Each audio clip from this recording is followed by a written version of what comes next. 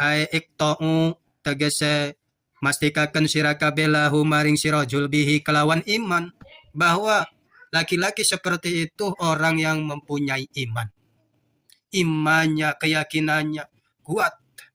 Fa inna syahadata mangka setuhune kesaksian atau syahadat kalau niku ucapan saudara kang metu ya kaul alamu wa taatil qalbi ing atase mufakati ati alisana ing lisana la sabilil qat'i ing atase dedalan pasti kita iman ucapkan dalam lisan kita itu karena dalam hati kita sudah yakin kepada Allah, kepada Rasulullah, kepada hari kiamat, sudah yakin pasti hari kiamat akan datang.